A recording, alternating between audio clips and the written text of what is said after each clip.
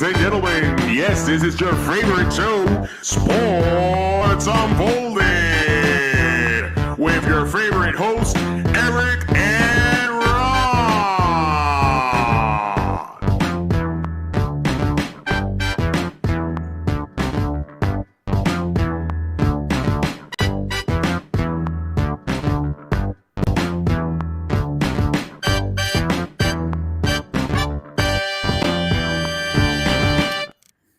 Hey, welcome to Sports Unfolded, episode 22 of season 3. I am your host, Eric. My main man right over there, Ron, on location. How are you tonight?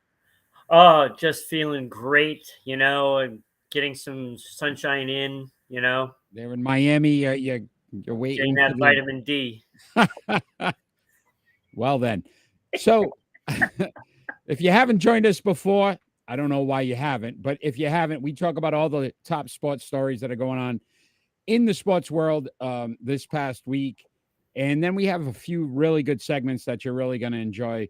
But we always start off with a leadoff story, Ron. And that leadoff story is the NBA Finals. So they are underway. Game 1 was last night. The Denver Nuggets took that game from the Miami Heat.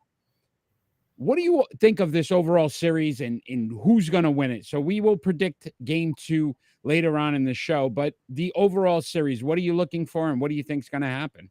I'm just looking for Joker to see how many points he can score in this series, really.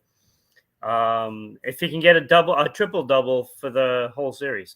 Right. Isn't that insane? You think about just what kind of player he is. He's not the flashy, he's not the Michael Jordan or the Kobe Bryant or those guys that, nobody really follows this guy. And yet he's probably the best player in the NBA today. He does it all. He just, he can see the whole court. And there's only a few players in history that can really do that, and by seeing the whole court, I kind of compare him to like a Wayne Gretzky kind of thing, where he just sees everything developing before it actually happens. And he just has that knowledge, and he just makes those passes that just nobody else can make in the league today. So, Ron, before I take the picture off, I really want to know, can you name all 5 of those guys on the Miami Heat? Well, yeah. We know Butler, we know Adebayo. Yeah, but you got Martin there. That's Martin, and then Khalid, right? Khalid Martin, Vincent. Yep. Strauss. I can't. What is going on here? Look, Denver's the far more talented team. Obviously, you got Aaron Gordon, Jamal Murray, Michael Porter Jr. to go along with Jokic, and they're a very good shooting team. So the things that Boston didn't do well against Miami, Denver's going to take advantage of some of that. Boston had a lot of opportunities to hit open shots and just couldn't do it. Denver's not going to miss those shots. No. I just don't see. Look, he's already got a triple-double in game 1. They tried defensively to make him more of a scorer, and he still found ways to get 14 assists. Yeah. I mean, it's, like I said, when you look at those passes he was making in that game, it seemed like every pass he made, they were wide open. And it's almost like, it's like a lead pass. So he's throwing it to a place where they're going to be, and they get there. It's right in their hands, and they don't have to take time to make the shot, and they hit it every single time because they're wide open. You can't double team them. No, Miami's not going to be able to double team Jokic and realistically leave Jamal Murray out there in the open and what's it, Bruce Bowen or Bowen? Like these guys are going to hit shots. I mean, they got Green. They got everybody hitting shots. And Jamal Murray double in game 1. You can't. Who do you stop? No, you can't. Miami in that game, Ron, believe it or not, 2 free throws the entire game. Yes. Isn't that insane? That think about insane. what they were doing against Boston, getting to the line. Jimmy Butler was getting 10 plus free throws a game. Just unreal. 13 points in that game, a minus 17 while he was on the floor. Yeah. They're not going to even win a game if Jimmy Butler is not having a Jimmy Butler game. I don't even think they can win even if he has a game. Yeah. So who do you got winning it? Look, I mean, I have Denver sweeping. I agree. Well, I got them in 6. I'm going to give Miami a couple of. No, I'm not giving them anything. Tough. They're going to play tough. They're going to give them a. I don't think they're a pushover team. They do have a lot of heart, a lot of character. We saw that when you go up 3-0, you go back. Yeah, but Eric, this is the thing with it though. You know, like Boston didn't have the focus, didn't have, you know, I don't even think they had the mental capacity Agreed. to really win that series when you look at what happened. Yeah. You know, and we're definitely going to talk. Denver is not going to do that. Yeah, and we're going to talk a little bit more about Boston afterwards. So, Kenny, please stay on because I'm sure you're going to want to hear what we have to say about Boston. But I think we both said there's no way Miami wins this series. As crazy as it sounds, we've said that about the NHL and the Florida Panthers, and they're in. And now we're going to say the same thing. There's no way the Heat have a shot, and somehow something will happen. This sports world has been upside down this season. All sports. There's nothing that makes sense. So I wouldn't be shocked, but it would be a big surprise if Denver does not win the NBA title. Yeah, it's not going to happen. It's not going to. They're going to win. and look, I don't think Miami's even going to stay competitive in this series either. And Jokic gets an MVP, but it's going to be a Finals MVP. He doesn't need the league the one MVP. You're supposed to win, right? Right. So, would you put Jokic as the top player in the league if he wins this Finals? Absolutely. Ahead of Giannis, to be honest with you.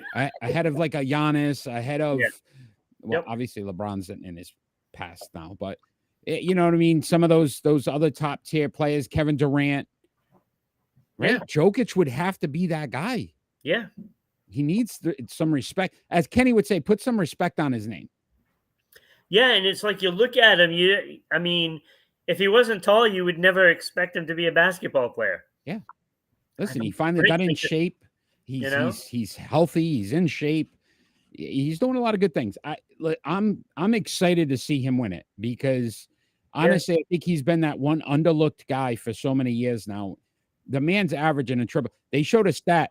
I think it's 5 triple doubles in the postseason. He tied Wilt Chamberlain for the most ever. He still has possibly 6 more games. So he will break that this year. Yeah. That's just this year. He's insane. What a great player. Like he's going to own that record. Yes. It's going to happen this series. Oh, my friend. Let's talk some NFL, and we will pick game 2 later on in the show. NFL talk, the New England Patriots, our hometown team, they had some OTAs taken away for violating an NFL policy. Should we start to be concerned about the direction that this team is headed? Well, what's the policy?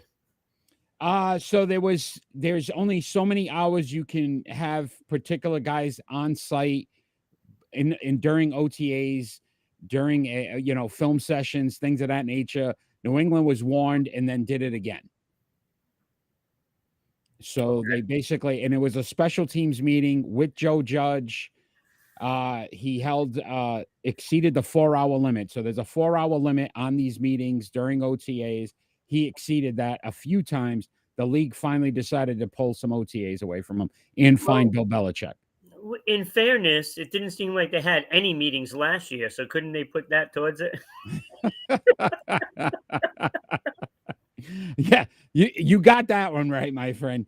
I mean, absolutely agree with you there. I feel like they learned nothing last year.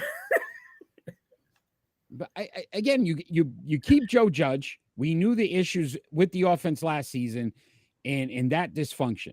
Yeah. Now he's kind of like, they didn't give him a title. He kind of, to Bill's point, he's doing everything, little bit of everything. Well, obviously he's not paying attention to rules. So that's not one of the things he's doing. Right. And then you sit back, and I'm starting to look at it this way. We criticize the Dallas Cowboys a lot for Jerry Jones. Jerry Jones is up there in age. You've got Robert Kraft, who's 81 years old. You've got Bill Belichick, who's 71 years old. These guys are well in their later years. Will be, and they're running your organization, and they're unwilling to change or unwilling to see things as they're progressing. This should have never happened. Joe Judge has been around long enough to know the rules, and yet they're still trying to do things that don't make sense to me, especially when you got a new offensive coordinator and you're trying to implement some stuff and you couldn't afford to lose practices. Right. No, this is what we keep going back to, right? The last couple of years, we've noticed more and more that things are uncharacteristic in the Patriots organization that wasn't there before. And this is just one more thing that just keeps putting those nails into that coffin, and something's got to give. But and who's pulling that trigger? Vision this year, and it's not going to be a cakewalk. Ron, who's pulling that trigger though? Robert Kraft at 81. You think he's realistically looking at it and say, "I want to change everything," or is he just like a Jerry Jones? He's just going to keep going with the same bad habits now. They had the fortunate of having a Tom Brady, the greatest quarterback of all time, who could mask a lot of imperfections. And now you're starting to see, when you don't have that guy, how bad it really could have been. And you got to think, I mean, how bad could it have been last season? Like they might not have even been a contender if it was, say Cam Newton again. I mean, that's the way I feel. You and Cam, poor Cam. I'm just saying, Cam Newton, I mean, he was a good quarterback way back when, but towards the end, he was not. And I just don't think, I think Mac Jones, as bad as he did last season, it could have been a whole lot worse. Yeah. And I think he might have actually made them a little better in some of those games than what they really were. The key now is, can he reinvigorate his career with Bill O'Brien? Will we see a change with an offense that actually makes sense? We would assume back to similar play calling that we saw 2 years ago under Josh McDaniels. That's a whole other issue, of Vegas, by the way. But I just don't know if Bill can change. Will Bill make some changes and see things differently? Yeah, that's the thing that worries me, because it looks like some of the things have slipped away, with, how he runs the team. They're not as tight-lipped. They're not as organized. The Patriot is doesn't exist anymore. There's just a lot of things that aren't the same as what they used to be. And that's just in the way things run. I'm not talking about quarterback or, positional play. And Ron, though, these athletes today, if you're winning, they tend to just kind of follow along and do what they need to do. If you're not winning championships, how much validity do you have with what you're saying? Like, it doesn't matter. Right. It's a lot's going to change. And I don't think this is going to be a pretty season for New England either. Does Rob Kraft finally decide to pull the trigger? Yeah, and I don't think he will. I don't think he will either. Now that I look at the coaching situation, maybe if Josh McDaniels was there still, I think maybe that could have happened.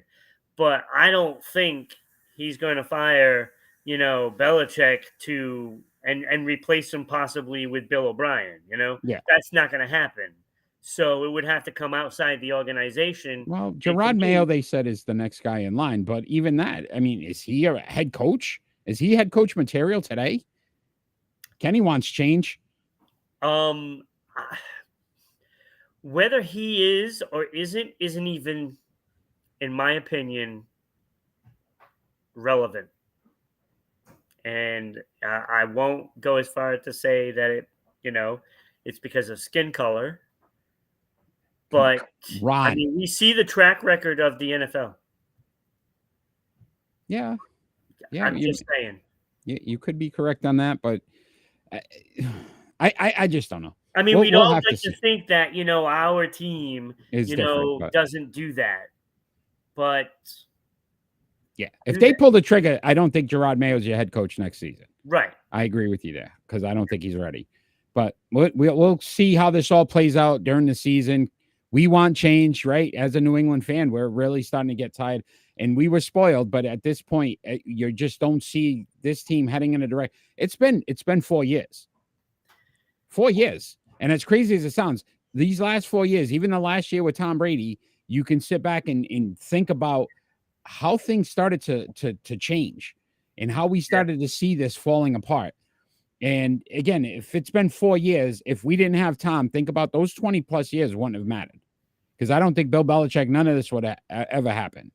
Because you can see how they would run it without Tom. Well, we'll see. I mean, we can't see the future, but Only on future prospects. we have a glimpse of it anyway. Yes, and it's not pretty. No. It's not pretty. Ron, it's time for our new segment to start in 5.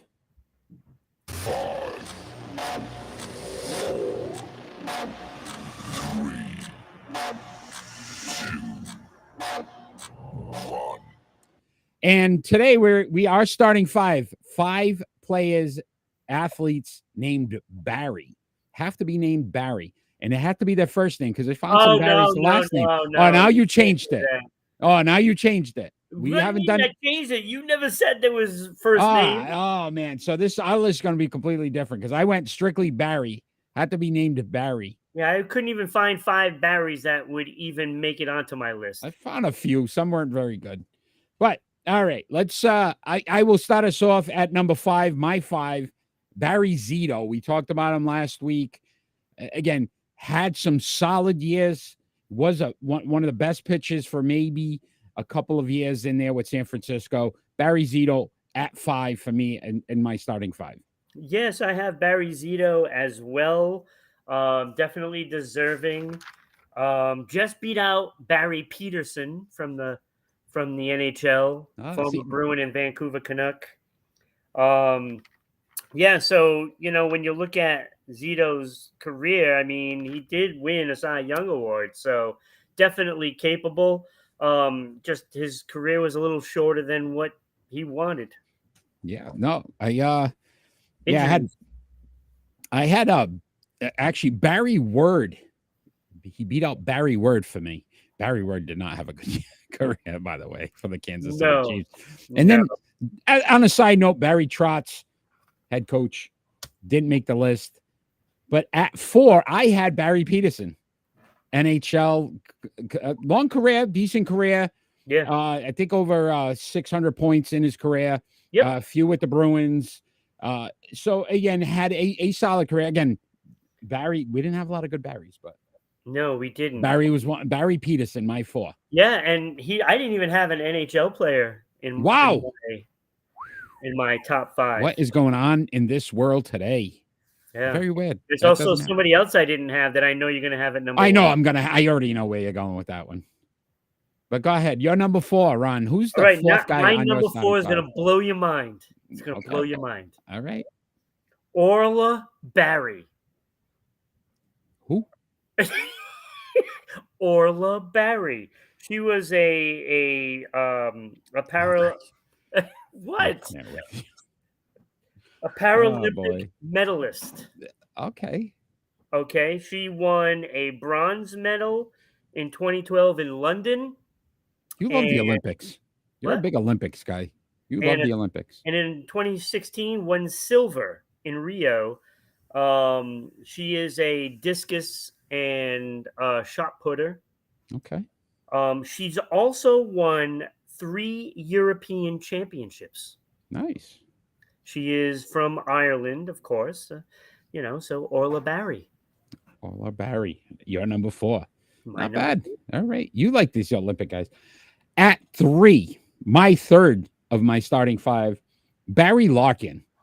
And defensively, what he meant to the Cincinnati Reds. He was one of those guys. He was always exciting to watch. Very good career as well. Somebody that even again, being a Yankee fan, you would still follow him when you saw him play. He was one of those exciting players during that time in the 80s and early 90s. So Barry Larkin. Great player. Yeah, I also had him at number 3, Eric. So wow. We're going to be very similar from here on out, except for one glaring. Yeah, I already. Yeah. But no, Barry Larkin, I mean, he was fantastic. He had what, 9 silver sluggers to go along with that. 198 home runs, but it was more of the defensive aspect of it. He had 3 gold gloves. And, you know, I mean, when you talk about all the shortstops in baseball back then, yeah, I mean, there was a lot of great ones. Excellent. And he started that wave, if you think about it, because then a lot of those other guys came in after him. And he got an MVP. So I mean, 12 All-Stars. This guy was a great player. Hell of a player. Brian, thanks for joining us. At number 2, Ron, the home run king, Mr. 700 plus himself, San Francisco Giants, Captain Steroids, Barry Bonds at number 2 has to be on your list. I don't care what you say. Barry Bonds on my list. I'm has not to be in your starting 5. He's one of the greatest ball players of all time. I'm not putting him on my list. How dare you disrespect the name Barry by not putting Barry Bonds on there? I don't care. I would have put Barry Manilow on there before him. He had some great hits in the 70s. Can we stop? Poor Barry Manilow. I love Barry Manilow. You know, if he took steroids, he'd have more than like 20 plus hits. Barry Manilow? Yeah. Yeah, he might have. You know, so if he took steroids, then he'd have like hundreds of hits. You know who came up on my list of famous Barrys? And I didn't know if that's legitimate. Barack Obama. No. That's not a Barry, right? His name's not Barry. I don't know how they consider that Barry, but that one blew, right? But at 2, Barry Bonds, greatest home run hitter of all time in Major League history. Have some respect on it. Ron, you're number 2. I'm disappointed in you, Eric. I stick by my word that they were all juicing, so I don't hold one against one person. They weren't all juicing. They were 90% of them were. Yeah, but some of them weren't. Yeah. And some of them you still count as legitimate players. The Kid. It's just because you don't know. The Kid. Ken Griffey Jr. Not a juicer. That we know of. But not a juicer. Not that we know of. Go ahead. His head didn't change all this time. I think he's still getting paid by the Cincinnati Reds, by the way. He's still on their payroll. Isn't that insane? I'm glad. I'm disappointed that you didn't get this guy. Oh, here we go. Rick Barry. Again, first name Barry's. I didn't go with last names. Well, that's not my fault. You change the rules every week. Here we go. You know, you put non-athletes in. And next list, somebody with the letter A in it. Because Ronald just... That's not true. That is not true. Players with the name Barry. That doesn't mean that you can't put look, there was no... Okay, if you go through this list and you look at these players... Barry Melrose. Really? I'm going to put Barry Melrose in there? He's a hell of a ESPN. Is he still with ESPN? Yes. Barry Buchanan, Barry Church. No, I'm not going to put these scrubs in there. Barry Sims, the offensive lineman. Yeah, I see. I'm still disappointed you don't have Barry Bonds. But go ahead. Number Rick 2, Rick Barry. You know, averaged 24.8 points per game, 6.7 rebounds, 4.9 assists. This guy's a 12-time All-Star. 12 times. Way better than Zito. Way better than Larkin. Way better than Barry Peterson. And even all of Barry. So I could not leave Rick Barry out. I mean, he's a scoring champ, you know, steals, and an NBA champion as well. Number 2. Okay. All right. At number 1, let's get back to reality and the way it should have been. Number 1 has to be one of the most dynamic running backs of all time. By far, one of my favorite players in NFL. Barry Smith. Yes. Yes. He's a great high school running back. Barry Sanders, the man, the myth, the legend. By far, one of my favorite players of all time. One of the best Tecmo Bowl players. Oh, yeah, without a doubt. Bowl. I mean, you couldn't go wrong with Barry Sanders. Barry Sanders dominated football for those 9 years, 10 years he played. Yes. So it was definitely, he was definitely number one. I mean, that was an obvious, but I'm excited. You know what we're gonna do next week? We're gonna do next week, Ron, and it first name has to be okay. see, this is where no, see, Okay, hold on. here's where I have a problem. Here's where I have a You problem. have a lot of problems. Well, Here's where you have a because problem. because when you give a name, Yeah, it's always a male name. I got it. We can mix it up sometime, but I have a good one for next week because we're gonna go with the fans here. We're gonna go with the fans, and you know who's our number one fan? Kenny. Let's go with the best athlete's name, Kenny. Kenny, you have to be on next week. You have to give us your starting five, name Kenny or Kenneth. I think that's a good one. I think that one could work. So it could be first or last name. No, first name only. Well, I already Follow know the who's rule. number one. Kenny, if you're still on next week, your starting five, you can type them in during the chat. We'll go our five, and Kenny is our next week's starting five. Starting five. It could have a father and a son on the list. It could. Ken Griffey Sr. and Jr. Right. Could They be were both on that good. list. Excellent. Outstanding. We do it for our number one fan out there. I love it. Thank you, Kenny. Next week, you have to be on. Just you're going to be chiming in as we give our starting Everybody five named Kennys. Kenny has to be here. Everyone. Everyone named Kenny, without a doubt, has to be here. We'll have 2.5 million people watching. 2.5. Ron, let's talk some NBA. And I'm glad Kenny's still on because this may be the part of the show where we either get banned from YouTube, Facebook, and all other platforms because I really want to lose my mind on this one. Let's talk about the Boston Celtics, who have stated now that they're pretty much they already said they're keeping Joe Mazzulla. They want Jaylen Brown back. They're pretty much going to run this thing back and continue because they were so close yet again. They have no heart. I mean, unless you can get that kind of a player. Ron, do you watch boxing at all? I know you are sports, right? We've watched boxing many a times. This is how I relate to Boston Celtics. Norton. There's guys that get in a ring, and you automatically know that they should win that fight. Right. But they allow the other guy to get all the punches in early, and those guys score points, and then they try to come back at the end, and sometimes it's a little too late. That's the Boston Celtics, because they go down in every series when they should go up. Right. And then they make it the most difficult process possible to try to get back and win that series. And you want to do it again. You've just seen it for 2 straight seasons. 2 straight seasons. It's not like you said, oh, this year was different. Last year, we didn't get there. You got to the finals. Now you got to the Eastern Conference Finals. What next? What, you get to the second round and you're going to be in that same. When do you make a change as the Boston Celtics? When does Brad Stevens step up, grow some stones, and say, I'm changing this whole mentality of what's going on in Boston? Because it's absolutely ridiculous. I got a question for you, Eric. Straight up, do you trade Brown for Butler? Without a doubt. And not that Jimmy Butler, I think, is a better player. I think he brings something to the table that none of those guys on that team have right now. And that's heart. And that's compassion to want to win. Those guys don't care. Right. And you saw it in Game 7. The fact that you come back from 3-0-3 to lay an egg in Game 7, at least if you lost at a buzzer or something, but you got smoked. You didn't even show up in Game 7. You want to run it back again to watch the same horrible movie again. Yeah, it's unacceptable. It's unacceptable. It's a joke. I mean, there's no way I run this team back. I mean, and you're not going to be able to anyway, because I believe Horford's going to retire. They kept saying it, and now I'm not hearing he is.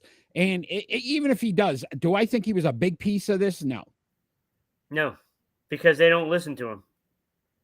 Rob Williams can't stay healthy. Let's keep him. You're turnover. I have no problem with keeping Rob Williams, and I understand that he played 35 games, Ron. 35. Yeah, I know, and I understand that. But I keep him because I'm not going to give up an advantage you have, even if he's only going to play, a third of the games. But coming How's off that the an bench, advantage then? it is not a bad thing. You need to get somebody in there that plays all the time, though. So you lose Horford. Let's just say that happens. Right. He's your starting center right now. Yeah. And if he's not going to play, now you're what? Muscala? Yeah. Mike Muscala is your backup. Well, That's your starting there's center. some guy that they should have traded for, and that might have made a difference. I just don't understand what this team's thinking. You know who I'm talking about, right? Who would you want, Ron? Oh boy, The guy they trade for every year. Yeah, he's not coming. Daniel Tice. Yeah. Daniel, bring him back. Well, if they get rid of Hoffman, maybe they bring Tyson as that replacement. Tice comes in. I will say this though, Ron. If you look at the he fact has a that heart, though. he does, they were turnover prone last season in the playoffs. Oh, did you see a change this year? It was No, worse. Right? Like they were soft. Brown is literally dribbling it off his legs all the time. They were soft, uninspired last season. Did you see a change this season? No. What do they think is going to happen next season? I don't care if you're the second best offense, the second best defense in the regular season. It doesn't matter. We can all sit back and say, as Boston Bruins fans, the regular season does not matter. Right. Whatever you do then does not count if you're not holding up a trophy at the end of the year. And it doesn't matter what seed you are, too, because if you're good enough, you do it. As opposed to, the Boston teams that both lost to 8th seeds, and they're sitting there in the finals right now. Both exactly. You're 100% right. I am sick of what I'm seeing in Boston. I don't know. Maybe that's Brad Stevens has to go. If that's the case, get somebody in there that's going to have a different mentality that's going to change it. Because your coach is horrible. He's horrible at press conferences. He refuses to change. Can we get Tom Brady to run both organizations? We probably could. Let's ask Tom. If anybody's got Tom's number, give him a call. Give him a call. All right, let me look it up. See what you can do.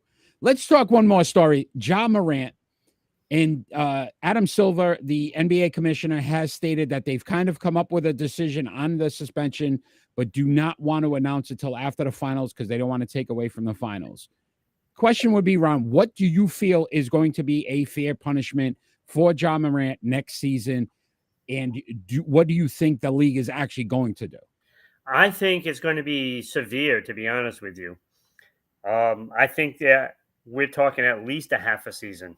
At least. And that's personally, I think it should be a full season. It may be a full season. Listen, they got the players union involved in this. Yeah. And they agreed with whatever the suspension. That doesn't happen because they wanted the league, whatever it was, said it's big enough where we know the league, the union has to agree to it. Yeah. So we could possibly, to your point, half a season to a full season. Yeah, and this is going to be even further of a fallout. I think that teams are not going to want them, to be honest with you, because they're not going to want to have to deal with this, and because you know as well as I do that this is not an only time. Yeah, there's got to be more on there because. And listen, they gave him 8 games before, but they said he showed remorse during the process, and in that it was 8 games. I thought that would set a precedent. And now you look at it and go, okay, it's got to be Kyrie's still the president. I don't know. Is Kyrie the president of the players union? That's a pretty interesting thing. I got to look that up. But you're right. Like this hurts his brand so much. Yeah. Yeah, I mean, this was a promising team, and I think it's going to collapse. I mean, we're looking at this. This is a mess, and they're going to have to probably get rid of him. CJ McCollum, by the way, is the president of the players union. I don't know if they can though. I don't know. Do you want to? Because again, if you can get him on a path to understand his importance to the league, to his team, to the city. He's too dynamic of a player to just say, with these talented players, we saw it way too much with so many different guys now that I don't sit back and go, okay, he's shunned for life now. He's never going to play basketball.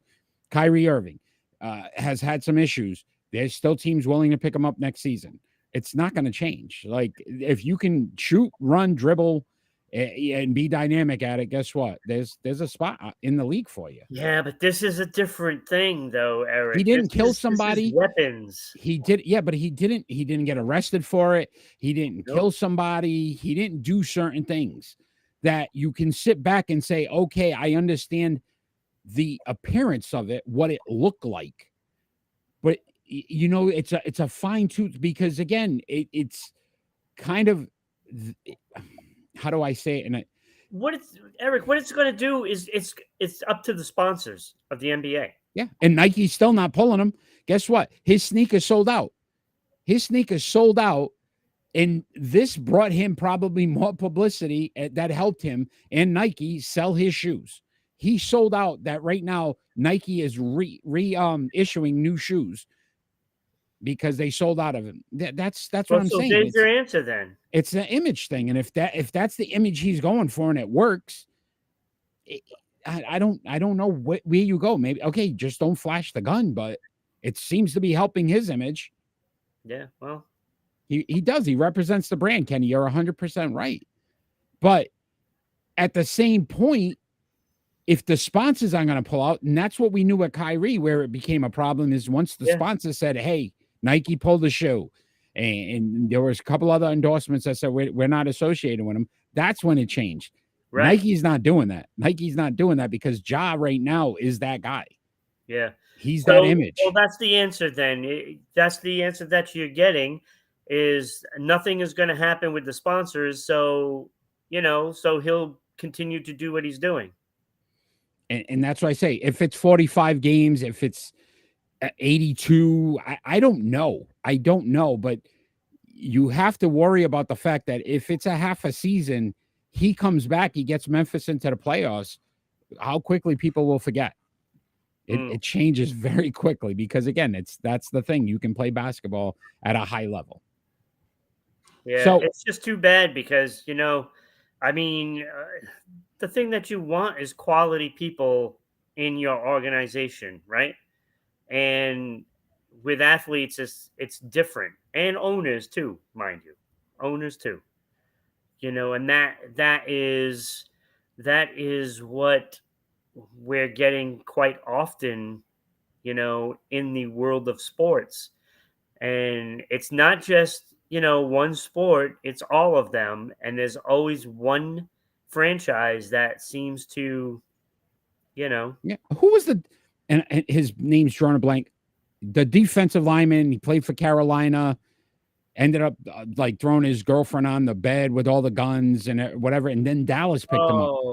And then he's UFC fighting now, and he's horrible at it. But I don't remember who he was. I know who you're talking about. I can't. Right. But that's what, at the point at that time, they felt he could still play. He got picked up. Right. Like, it didn't matter. The image, sometimes some of these guys, the only reason why we said Ray Rice was out of the league after the video, it wasn't because of the video. It was because of the fact that they felt he couldn't play or contribute to a team anymore. Because Adrian Peterson, we know what he did with his children. Yeah. And people were outraged and they had to suspend him, right? Absolutely. He still got a job years later. He still today hasn't retired because he still thinks he can contribute. And there'll probably be a team that picks him up. It doesn't matter. And Ja Morant, as bad as the image looks for the NBA, Kenny, he can still play at a high level at one of the top. He's one of the top 10 players in the league today. That's the problem. Yeah. The sponsors aren't going to stop because they know he can bring them money. Nike sold out of his shoe. Guess what? They want round two now. They want to make more money. That's what it's about. If they felt he couldn't do that, they would have cut his sponsorships. I'm sure something's going to get said about if he gets half a season to a full year, that a lot of these sponsors are going to start to try to rework his image because they need him. Pay attention to that one. Let's see what happens on that. Ron, great NBA talk, but we're going to talk some Major League Baseball now. What about Nurse? Nick Nurse hired. Milwaukee, right? Milwaukee. I don't like it. Milwaukee. Wasn't it Milwaukee? No. No, he went Philly. Sixers. Philly. Yes. Yeah, and they asked him if he wanted Harden James back. Harden. Yeah, and he kind of like skirted it. Yeah. I don't like the hiring. I don't think that's any better than Doc Rivers.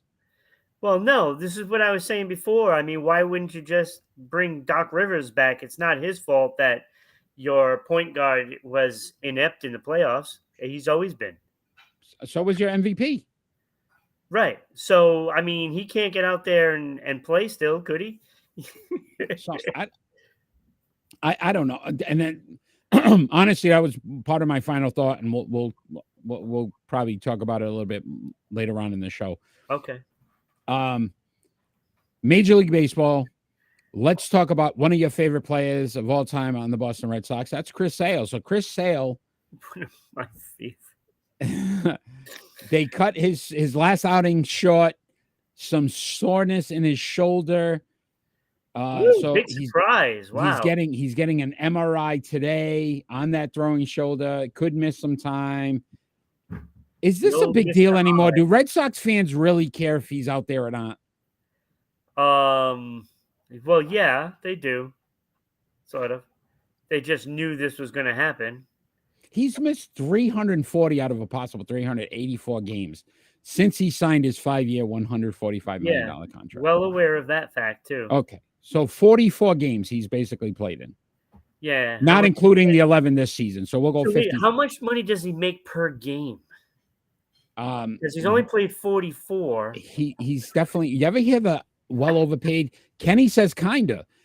I don't know. Why would you want, if you got a guy that you know is not going to be out there, and this is similar to the Rob Williams thing for me. If I'm going to have a player that I know isn't going to contribute more than 1/3, if that, of a season, who cares if he's out there? Because realistically, you can't count on him, and especially with Chris Sale right now, being in your rotation consistently and being that ace. And plus, at right now, he's a 4.58 ERA. 71 strikeouts, 15 walks. It's not like his numbers are blowing you away where you go, you needed this guy. He's almost averaging 5 as an ERA. To me, that doesn't scream to me superstar. That doesn't get it. That doesn't cut it. You know, I mean, look, I'm hoping maybe they do pull a trade for Ohtani, and I hope he goes the other way. Seriously, Ohtani, no way to Boston. And a couple of prospects, and for who? Chris Sale. What would Anaheim do that for? Hey, you know, unless it's the end of his career, like the end of the contract, and you're going, okay, I get rid of the money, but they lose Ohtani. That's going to be massive. Yeah, I know. That's going to be massive. I don't know. To me, I wouldn't be upset about it, because if he was on my team, I'm already expecting him to be out 3/4 of the season anyway. Well, that's what I'm saying. It's like you're not even expecting him to be there anyway. Yeah. So when you get him, it's like a gift. Yeah, but not really. It wasn't last season. It wasn't the year before when you got him back. So that's what I'm saying. And now here we go again. He'll be on the shelf. I guarantee he'll be out, if not done for the season. I wouldn't be surprised he's done for the season. For like 3 weeks. He'll come back and he'll pitch for a month, and then he'll go down for the season. And then he'll realize it's much worse, and he's done. Yep. Kenny, I'm sorry. It's the same thing over and over again. Look, you could have had, a couple of quality pitchers in your rotation this season, but you let them sign somewhere else. I mean, why not bring Walker back? I mean, he was one of the best pitchers in the American League. And yet, there he is. He's doing it again. Yeah. So, listen, I think you're starting to see it in all of New England sports, just that the organizations are being run poorly at this point, including the Red Sox, because it's not like they're getting any better. The Red Sox are the worst of them. I don't know. I'd rather just know I stink than consistently think I'm better than I actually am and not making a change. I mean, everything that the Red Sox do just doesn't make sense. It started last season when they signed Story, right? Which is where's he? It's another story for another day. Right. So he's on the shelf. What's the guy there that they just signed in January? Waka Flocka Flame. Yes, Kenny. Yes, Waka Flocka Well, they Flame. just signed a guy that was recovering from an injury. He's not back yet. You know, I mean, this is what they're doing. They're signing players that are hurt and are recovering from ACLs. Why are you doing this? Why go after a guy that isn't going to play until what? Late August at best? At best, you're signing a guy like that? Yeah, hopeful. You say hopeful, but that's that's not how to run an organization, but No. I mean, when you had perfectly good players and you just let them walk, yeah, you know, it's a mess. insane. It's a mess. Insane. You know what I forgot to point out during the Patriots thing, and I want to. Did you realize dead cap space, right? And they don't have a lot of dead cap space money that they're paying out. But your boy Jonnu Smith this year, they're gonna pay $12 million for. $12 million. When you talk about wasted players, $12 million is on the books for Jonnu Smith this season for the New England Patriots. Well, we can't afford DeAndre Hopkins at that price, but we're paying Jonnu Smith, who's not even on our team anymore, that amount of money. Unreal. But that's similar to Boston. That's what I'm saying. These Boston teams lately, I don't know what's going on. They're okay with just getting to the playoffs and not wanting to win. In Florida, as you see, Florida's Finest, the name of the show, they seem to be getting a lot of teams into the finals, Final Fours in college. You got the NHL, you got the NBA now, right? So expectation would be the Marlins or the Rays or one of them getting into the World Series this year. Only thing that can't happen is if the Dolphins get in, I'm going to tell you right now, Sports Unfolded is done because you may not see me ever again. Anyway, we're bringing it back, my friend. It's face-off time. And the NFL has a new kickoff rule. I know you were so excited about it. You said, Eric, we have to talk about it tonight's show. Yeah, I said that. And one of us doesn't sound like me. I sound just like you because you're so positive and uplifting all the time. And you said, Eric, yeah, I haven't kicked off people from my Christmas card list. You're kind of slacking this week. But you needed to let us know. One of us has to be in favor of it. One of us has to be against it. I am first this week, so I get to pick unless Kenny wants to pick for us. But before we start, let's tell you what the new rule is. So for 2023, a fair catch during a kickoff will automatically place the ball at the 25-yard line, regardless of where it's fielded. So if you fair catch at the 2-yard line, the ball will automatically be moved to the 25-yard line.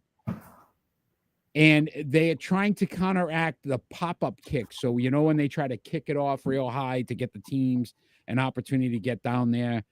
So that they're saying would avoid that and some player injuries from that. One of us has to be for it, and one of us has to be against it. And Kenny's not answering. Thank you, Kenny, because now I can be so against this rule. I am beyond against this rule. Yeah, see, this is what you do. You always put the one side. That's crazy, Kenny. Argument. Kenny, crazy. Wait, Kenny, who did he pick? He didn't. He just said it's crazy. So who gets to be against that rule, Kenny? Kenny, give me this one. Don't give it to him. This is absolutely because he knows the dumbest rule I've ever heard in football history. You already know what I think about this rule. That's why you do it, so that way I just will give in. Ron, you've told me you're the best at arguing and debating. Ron is so for I it. get to be against it. Ron's for it. He didn't say it. He didn't say what it was. Just said Ron. Go ahead. Whatever. Go ahead. Go ahead. Go ahead. Go. No, I'll be for it. First. And you know why I'm for it? Because players' lives matter, man. It protects the players. Nobody's getting hit. You don't even have to run now on a kickoff. Just stand there, and they're going to fair catch it. Nobody gets hurt. Pretty soon, just put flags on the players. Nobody gets hurt, and everybody plays all season long. End of argument. You just made me win that argument. End of argument. It is the dumbest rule. What is the NFL thinking?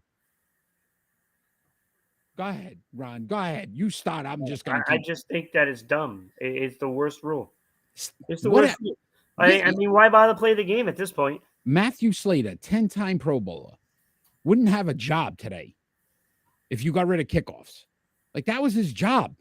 You're taking away jobs, not protecting players. You're actually hurting players.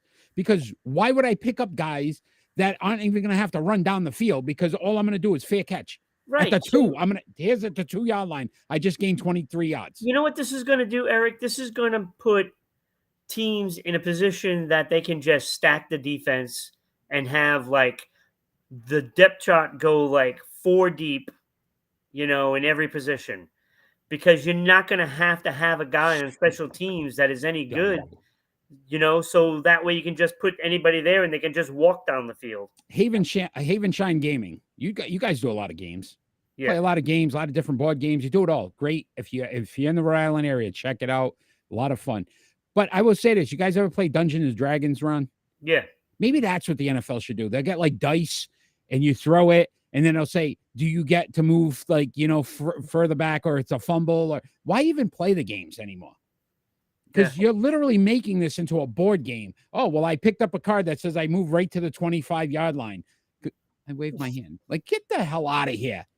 This is the stupidest thing I've ever heard in my life. If this rule doesn't change after week 1, the NFL needs to start to lose sponsors, because you're making this game beyond a joke. It's beyond a joke at this point. Mm-hmm. It's the stupidest thing. I'm going to pick where I want to play. I'm going to start. I want to throw a 30-yard pass here. Can I do that? Sure. Go ahead. Just make them decide what they want to do. We're not going to score this time. We'll have a fumble. We'll miss a field goal. Just let them pick. Yeah. Now the guy don't even have to run. You don't have to run. No, because once it's in the air and he's at the 5-yard line, then that's it. It's going to the 25. Fair catch, bang, 25. Dumb. Stupidest rule. Who the hell decided? Who's running this league that made that rule to say that's smart? I want to know what guy sat up there and said, I got a great idea. And everybody was like, you know what? That sounds It just really means good. that you don't need special teams this coming season. You don't need anything. They're going to take away field goal kickers at some point. The puntings become a joke. I mean, they can't even punt 25 yards half the time anymore. Well, not the Patriots punters. This is stupid. I don't get it, Ron. I don't get it. Yeah, this is what's happening, This is participation away from trophies. The actual game. This is why participation trophies are absolute jokes, and we've made people in society so soft that now we're not even going to make you have to make a decision on a kick return because we're afraid to see somebody get hurt. They could get hurt going to the bathroom and trip on the tile because they got cleats on. Wait, hasn't Chris Sale done that? I think didn't he break his hand punching a TV or something? Like this one fell off his bike, I think. Yeah, so you can't ride a bike because you may get hurt. You can't make sure that you don't slip on your stair. Maybe somebody's got to carry you down the stairs so you don't trip on a stair and break your ankle. Like, what are they doing? I am so pissed off about that rule. I don't even watch football. The first time I see somebody friggin' fair catching at the 3-yard line to move it to the 25, I'm shutting the TV off because I think I'm literally going to just be so disgusted by it. This is stupid. No, look, now you see the difference between the rules that they made in baseball and the rules that they're doing in football. The baseball rules really didn't change the game. It just sped it up. Right. This is changing the game. The game's completely different. There is no special teams. There's no punt, special teams now. And that used to be such a good part of the game. There's no kickoffs now. You're never going to see those. You don't get the Devin Hesters. Those kick returns, like in the playoffs. Devin Hester, one of the greatest kick returners of all time. You're not going to see it. Right. Why would I take a chance if I'm going to put my team behind because I ran from the 2 and maybe you would have broke it, but who knows? Because I'm just going to fair catch it to get at the 25. How many coaches are going to say just fair catch everything? Yeah. Unreal. Yeah, because you go without the risk of fumbling. And Ron, 90% of the time they kick it into the end zone anyway and go right to the 25. They don't even give you a chance. Yeah. Most of these kickers can boot it into the end zone. Right. So I don't even understand why you make this rule. It's not like it happens all the time. Stupid. Oh, I almost swore. Stupid rule. Let's move on to a real sport, NHL, where guys will play with collapsed lungs and having strokes on the ice and still wanting to play. So the NHL Stanley Cup Finals are here, my friend. I know how excited you are to see that Panthers logo up there because you didn't believe it would happen, and yet it did, against the Vegas Golden Knights and your former coach and Bruce Cassidy. You see how I'm egging you on right now to really get pissed off, because you need to be as pissed off as I am tonight, because I am pretty pissed off. Well, you're doing a pretty good job of it. And now I want you to be pissed off. So the Florida Panthers could win the Stanley Cup, who beat your Boston Bruins, or your former coach last season, Bruce Cassidy, could win the Stanley Cup. Which one pisses you off more, Ron?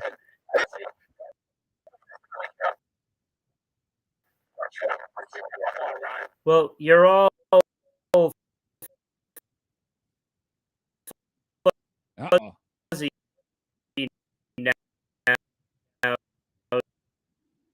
You think that Florida is going to win this series? Tie wins.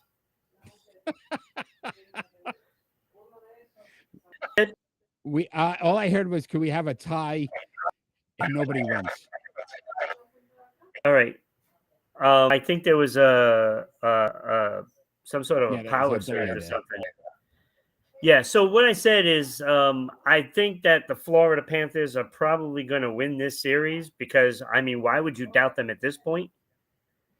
And when you put the fact that Matthew Tkachuk is apparently the top player in the league right now, I mean, I can't see anybody going up against Florida in Vegas, especially. Listen, Chuck, to your point, second in points overall in the playoffs, 21 points. Yeah. 12 assists, which is third. But listen, these teams are pretty similar. Like, they're both giving up 2.65. Vegas giving up goals against, 2.69 for Florida. So they're both pretty similar there. Florida, man advantage, power play, 27.9%. Florida's played very well having a man advantage. Yeah. Whereas even the penalty kill, Vegas, 63%. Not as well as Florida at 71.2%. So you could see if Florida can have that additional guy on the ice, the difference it could make in this series. So as much as we sit back again and say the same thing, Vegas, probably the more talented team, has been more consistent all season long. Florida has definitely overachieved, and think about the teams they've beaten to get to where they're at. Much better teams. All three teams are better than Vegas. Right? And they were able to beat them. And I'm still going Knights here, and Knights in 6. And I think Cassidy gets a win for Vegas. Yeah, I don't see it happening. I can't fathom the fact that Florida did all they did to go to the playoffs. I mean, go to the finals and then lose to Vegas.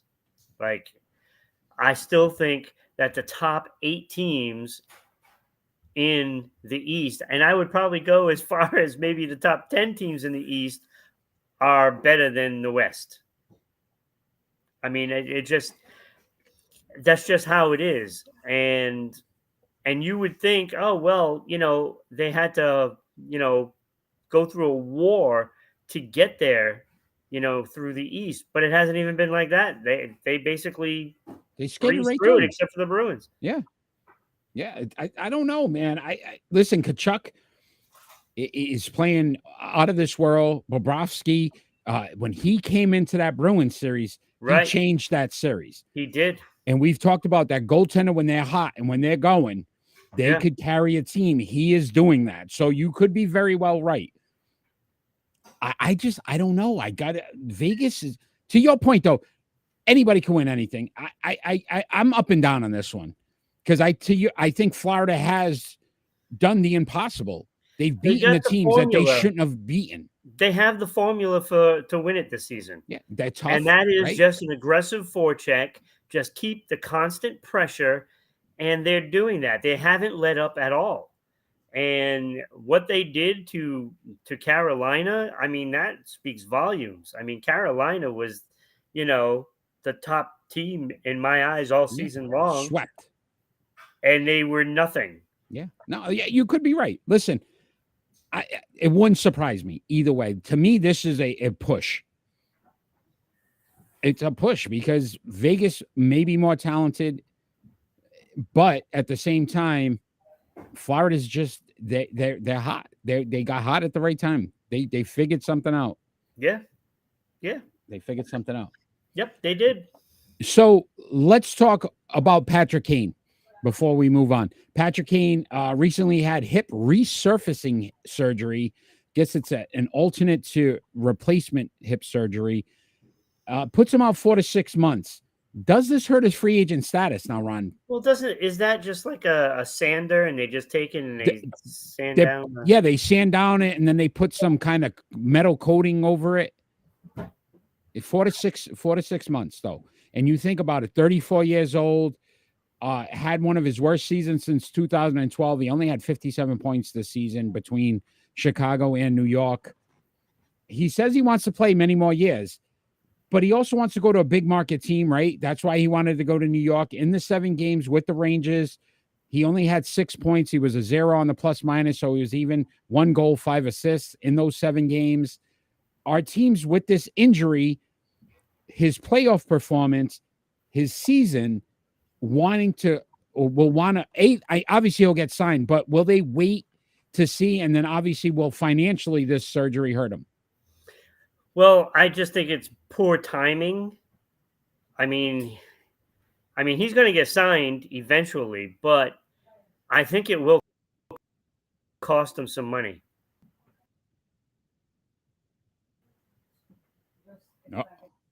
Oh, you're still there. Okay. Maybe. Still there, Ron. May have lost Ron. We're talking about Patrick Kane in a possible free agent move. How this injury hurts him. I tend to agree with you, Ron, right? Like financially, you don't want to have an injury like this at your age going into free agency and then wanting to play for obviously a contender. He's not going to want to go to a team that isn't, he's not going to want to go to Arizona or have the money. That's not going to happen. He's going to want to go to one of these top teams. They may be hesitant to want to sign him because of the fact that this injury now and what it's going to mean for him to get back on the ice and be a consistent player, for that team after a bad season. So I was just saying, Ron, and I don't know how much you heard of it, but I think you nailed it when you said the timing couldn't have been worse. Yeah. It couldn't have been worse for him. So Patrick Kane, what team? Arizona is going to have money. He's not going to Arizona, right? Yeah. They would throw money at him even with this injury to say, look, we get a top player, right, in our organization, people in the stands, ticket sales. They're not going. He's not going there. He's done that with Chicago. So here's the thing, Eric. Before I got cut off, I was trying to say, how Patrick Kane, the timing is bad. He'll lose money on this for sure, and it's probably going to cost him some years. So with him, I think it doesn't matter where he signs. Because even if he signed with Arizona, he could get traded, to a contender. And that way he can just sit back and just sign with anybody and then just wait to see who's going to be out there that's going to need a player. Yeah. And, we know that the Rangers totally underachieved in the postseason because they had Kane and everybody else said, okay, well, we have Kane, so he's going to score for us. And realistic, look, they can't afford him. So No. he's not going back to New York. And would he want to after that fail? So Yeah, it's going to be interesting. He The- could very well end up back in Chicago. isn't that insane? Think about it. You just got out. You just got out, and here you go back again. But they may sign him for a little more, right? Just because of the name and what he meant to the organization. So, yeah, poor timing. Poor timing. Good luck. Hopefully, get well soon. All right, You can sign, for less somewhere, and don't even you get that little smirk. He's not going to Boston. They can't afford me and you on the ice right now. Okay. No, like I was thinking Carolina. They may be right. They may be desperate. They may be desperate. All right, my friend. It is pick and roll time. It's time for pick and roll. So we pick players based on, some statistical that goes along with the show. So 22 years ago, so 2001, these 5 players led the NBA in assists per game. And they were Jason Kidd, John Stockton, Nick Van Exel, Mike Bibby, and Gary Payton. We are going to rank them from 5 to 1. And once we pick them, we got to roll with them. We've got to basically defend our picks. I am first this week, so I will start us off, my friend. Yeah, so if you're a toothpick company, this is a segment you might want to sponsor. Something stuck in your teeth? The toothpick and roll. Oh, I cannot with you right now. What is wrong with you? Wow, that's tough. Yeah, that is tough, Kenny. That was tough. So we started right at number 5. My 5th, Nick Van Exel. Decent career, 14.4 points, 2.9 rebounds, 6.6 assists. Only shot 40.5% from the field, 35.7 from three-point range, 79.4 from the free throw line. So, again, shooting-wise, I thought he'd be better than that. 1 All-Star, and he made the All-Rookie team. At 4, and I thought this guy really had a better career than what it showed, but Mike Bibby. 14.7 points. Nick the Quick, Kenny, you got that. 14.7 points, 3.1 rebounds, 5.5 assists. Shot the ball a little better at 43.6%, 37.9% from 3, 80.2 from free throws. All he ever did was make an all-rookie. He didn't even make an all-star. I gave him a nod because of the shooting, and he 0.3 more points than Nick Van Exel. So I'm splitting hairs on that one. This is where it got a little more difficult. These are some great players in the NBA, in NBA history. Jason Kidd at 3. 12.6 points per game, 6.3 rebounds, 8.7 assists. He actually was the worst shooter out of this entire bunch, though. 40% from the field in his career, 34.9 from 3, 78.5 from the free throw line. But he was a 10-time All-Star, 5-time assist champ, 6-time All-NBA, a Rookie of the Year, 9-time All-Defensive, which I didn't even realize how good he was defensively. That's pretty impressive, 9-time, and a 1-time champion. Also ranked 2nd all-time in assists in the NBA history. So really impressive numbers there when you talk about the amount of assists he's had in his career. At 2, Gary Payton. 16.3 points per game, 3.9 rebounds, 6.7 assists, 46.6% from the field, 31.7 from 3, 72.9 from the free throw line. That's actually the worst out of these 5. 9-time All-Star, 1-time steals champ, 9-time All-NBA, All-Rookie team, 9-time All-Defensive, same as Jason Kidd. When you think about Gary Payton, you would think the glove. Jason Kidd had just as many all-defensive players, all-defensive. Defensive player of the year, though, gave him a nod there, and a 1-time champion. At number 1 has to be John Stockton, though. 13.1 points per game, 2.7 rebounds, 10.5 assists. So he's averaged a double-double in his career. 51.5% from the field, 38.4% from 3, 82.6 from the free throw line, 10-time All-Star, 9-time assist champ, 2-time steals, 11-time All-NBA, 5-time All-Defensive, and the all-time assist champ in NBA history, has the most assists of all time of any player. John Stockton, my number one. Ron, I think I lost you again. I'm not sure if you're there. I did lose Ron. So again, my pick and roll: 5 Nick Van Exel, 4 Mike Bibby, 3 Jason Kidd, 2 Gary Payton, number 1 John Stockton, the all-time assist leader, one of the best players ever in NBA history. I had to go with those as my pick and roll. I'm rolling with that, Ron. You're up, my friend. A lot of technical difficulties tonight. Yes, very much so. All right, so number 5, I also had Nick the Quick Van Exel. Look, he's just I don't know. I before I even did the list, I knew he was going to be number 5. But just barely number 5. I also had Mike Bibby at number 4 as well.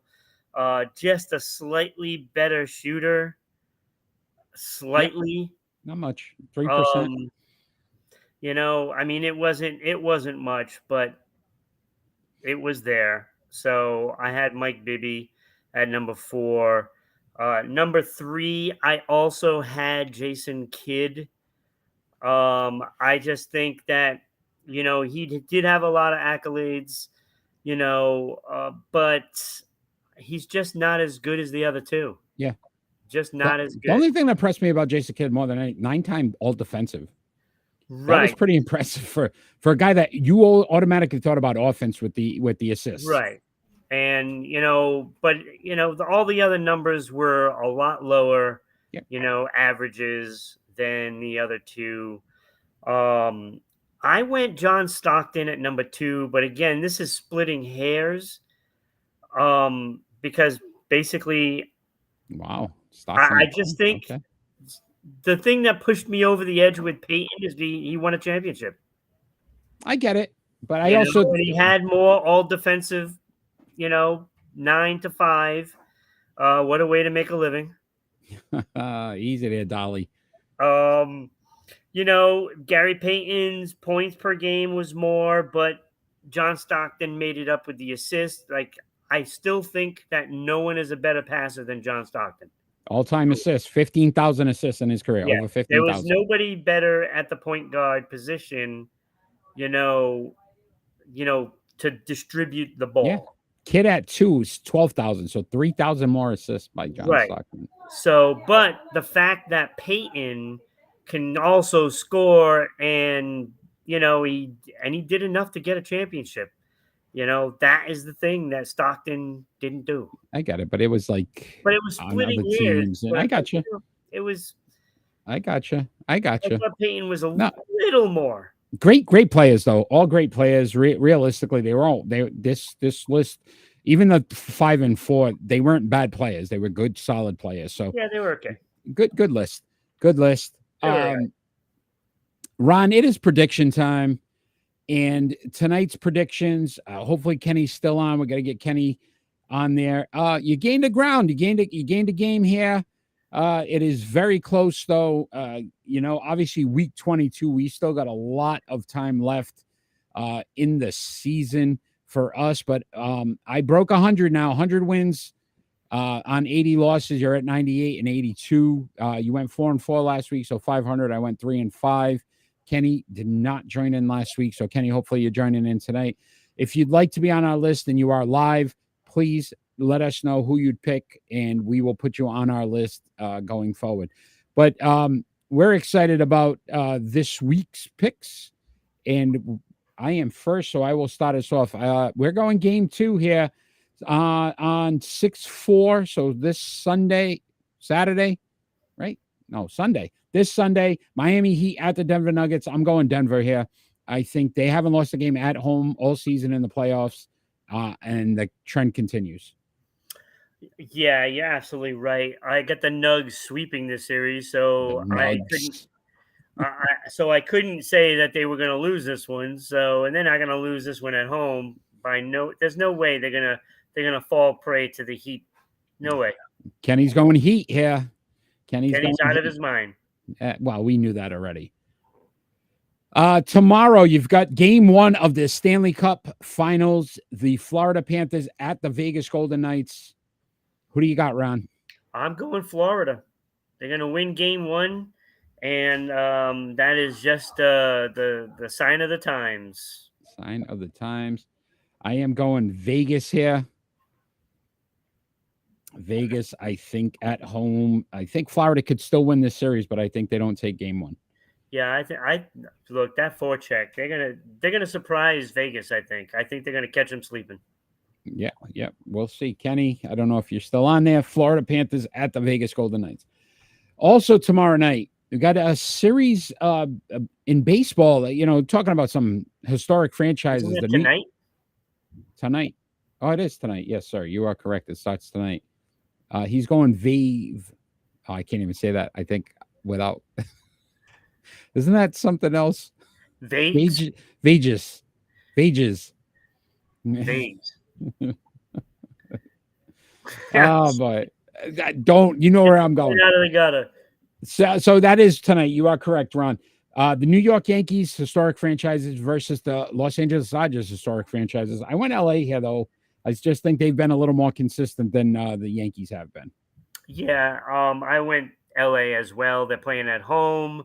Yankees have been red hot, but that's about to cool off. And they're getting some stars back. Stanton's back. Donaldson's back.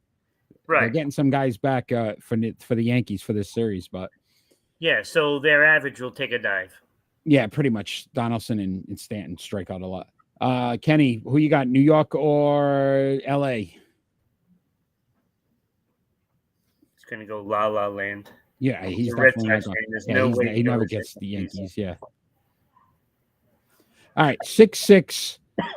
We got some 6-6. We got the Minnesota Twins at the Tampa Bay Rays, Ron. I'm gonna take the Rays. I don't think the Minnesota Twins are very good, to be honest with you, and the Rays are. So I think the Rays are gonna sweep that series, to be honest. Wow, he went New York there. Yeah, Red Sox fan. He went New York. What about? I agree with you. I think the Rays are the better team. Look, they've been consistent all year. As soon as we think that they're going to falter and start to come back down to earth, they keep winning. They're one of the best teams. Major League Baseball rankings every Monday we put them out. They've been our number 1 team now for many weeks straight. So.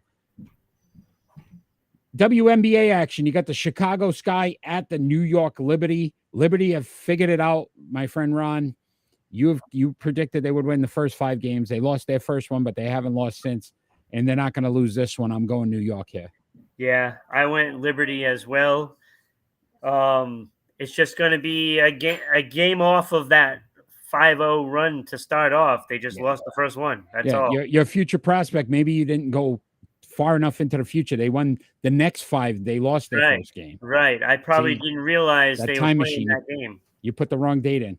Put the wrong date in. Kenny, WNBA action. Chicago at New York. Who do you got? While he's typing that in, we are going to go 6-6. You got the Las Vegas Aces at the Connecticut Sun. Yeah, this is a great matchup. Aces have yet to lose. I believe they're 4-0. Yes, they have not and lost. The Sun are 5-1. Yes. But I'm going to go Sun. They're playing at home. I think they play so much better at home than they do away. I don't think the Aces are going to win that game at all. So it's going to be Suns. The Sun. Just the Sun. One Sun. I went Vegas here. I went with the Aces. I think Hammond now back on the bench. She's motivated because of what the league did. So because Tom Brady is part owner in the Raiders, you're going to go all Vegas now? All Vegas now going. Josh McDaniels' best friend. I love him. Yeah. 6-3. MLS action. Got the New York City Football Club versus the New England Revolution. I'm going Revs here. I think they're the better team. I don't know, this New York City Football Club. Well, they also have the better name, like you used last week, right? Right, Revs, baby, Revolution. Revolution. It's that whole Patriot theme. Yes, Patriots, Revolution. you know. So the Foxborough teams are, you know, have the better names than the football club, you know. So I went New England as well. They are the better team. They're like 7-5 and a million ties. Yeah, I don't. And, you know, New York has got a losing record with a million ties. So, yeah. Kenny New don't England. like soccer. I don't think Kenny likes soccer. 6-3 tomorrow as well. You've got the USFL action.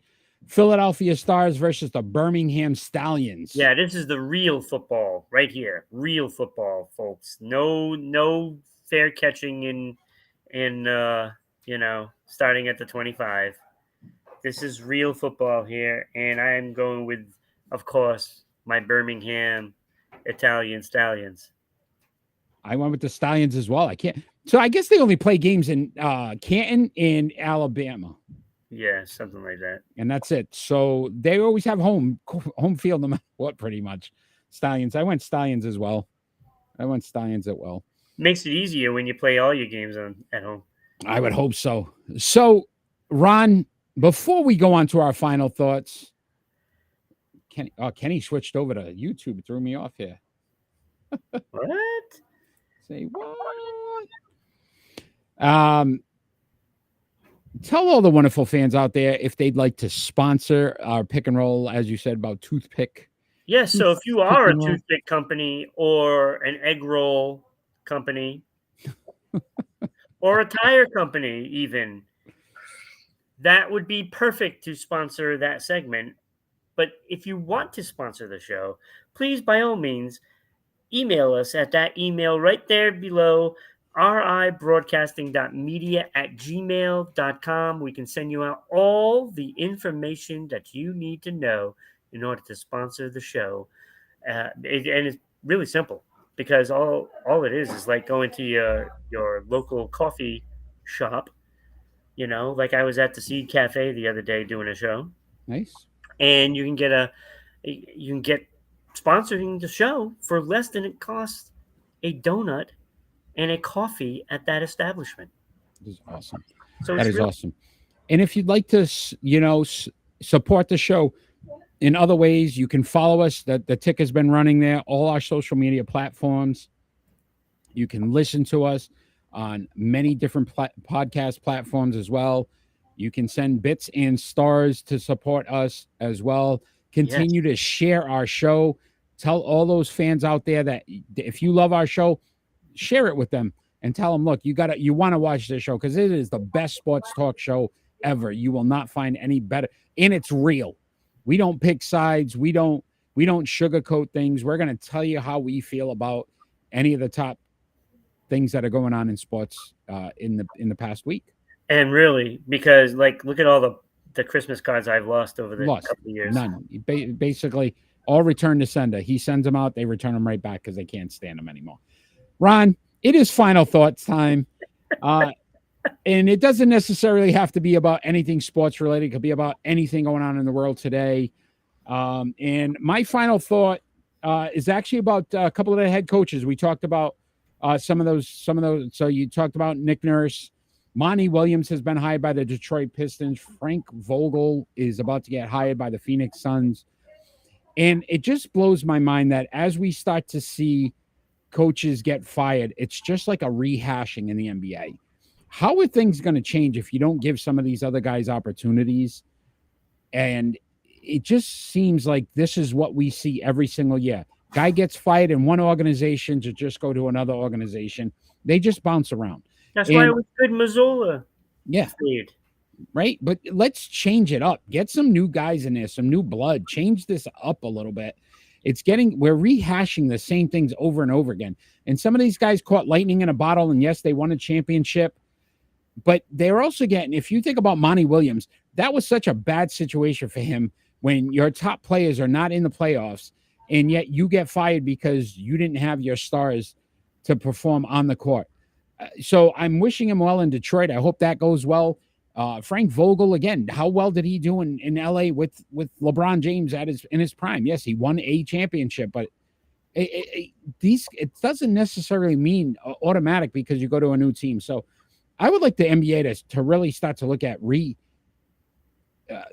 thinking their process when it comes to hiring coaches, because you sit back and it's, let's just see who gets fired and then we hire them for our team. Nothing changes. And it's not my prediction. My future prospects starting to look good about Doc Rivers. See, he's not getting any jobs.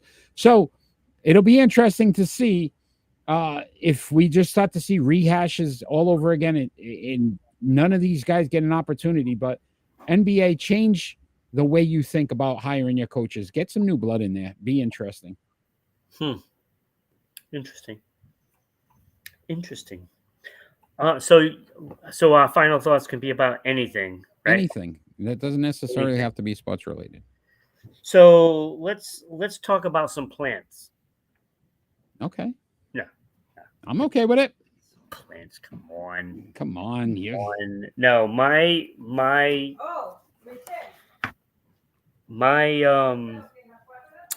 final thought is about Memorial Day weekend. Yeah. 14 mass shootings over the weekend.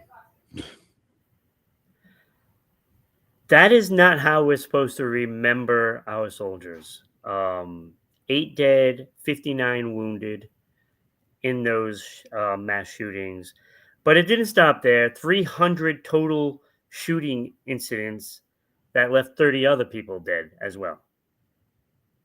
And this is why, when they're talking about John Morant, I mean, you got to come down hard on him, because you have to set the precedence that it is not going to be tolerated, this kind of behavior. It's reckless, and that could influence somebody out there. And I'm pretty much willing to bet that, some of these people that do shoot people, and I'm not talking about mass shooters, I'm just talking about in general, I mean, some of them watch basketball. And do you want your teen to idolize John Morant right now? No. Hell no. You look, as much as I get on LeBron, that's what your role model should be. And I get on him all the time. Look, I don't like how he did things, basketball wise, with going from team to team and making teams. But, we need to showcase that. And there's a lot of players that are just as great as him. We cannot idolize John Morant, and they cannot put him in a position to do that. Yeah. So yeah, 14 mass shootings in one weekend. Yeah, that's just great. Yeah. So let's idolize a guy like this. Yeah. Well said, Ron. I did want to just give our thoughts and prayers to some families in Iowa with the building collapse. And I just read another story here locally in my area, New Haven, Connecticut. Another building collapsed, some injuries, possible lives lost there as well. That just happened a few hours ago. So, our thoughts and prayers are with those families, and hopefully that everybody comes out of those things safe. Ron, great show tonight. Thank you.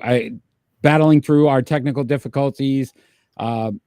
We will see everyone next Friday as well, 6 p.m. Eastern Standard Time. Always live, always fan interactive. Kenny, thanks for joining live. Brian, thanks for joining live tonight.